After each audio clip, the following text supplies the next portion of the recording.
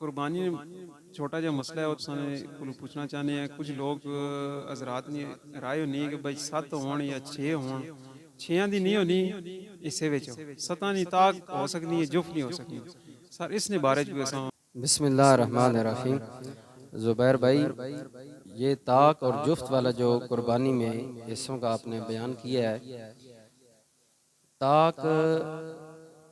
حصوں کا ہونا یہ مستحب ہے، ٹھیک ہے، کیونکہ اللہ تعالیٰ طاق ہے، ایک ہے،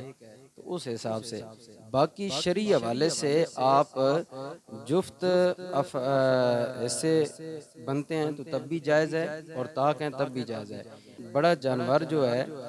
اس کے اندر زیادہ سے زیادہ 7 حصے مقرر کیے گئے ہیں، ٹھیک، 7 حصے یہ لوگوں کی سہولت کے لیے کیے گئے ہیں کہ ایک آدمی ایک بڑا جانور نہیں خرید سکتا، ٹھیک، تو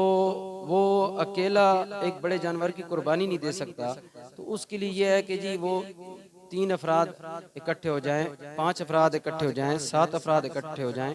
6 افراد اکٹھے ہو جائیں، یا 2 فرد اکٹھے ہو جائیں اور وہ ایک جانور خرید لیں اور اس کی قربانی دے دیں، ٹھیک، تو وہ اگر 2 حصے ہوں گے تو دونوں کے درمیان برابر برابر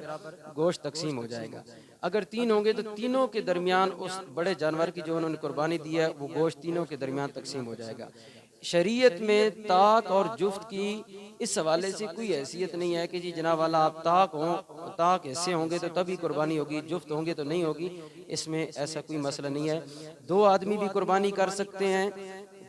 ایک بڑے جانور کی، 4 آدمی بھی قربانی کر سکتے ہیں اور 6 آدمی بھی قربانی کر سکتے ہیں۔ 2 4 6 یہ جفت ہے، اور ایک طاق ہے، 3 بھی ہو سکتے ہیں، 5 بھی ہو سکتے ہیں، 7 بھی ہو سکتے ہیں، یہ طاق ہے۔ تو اس کے علاوہ اس کے اندر کوئی اس طرح کی شرعی قید نہیں ہے کہ جناب والا آپ طاق حصے ہوں گے تو تب بھی قربانی کر سکتے ہیں، جفت نہیں کر سکتے۔ سمجھ آ گئی جی؟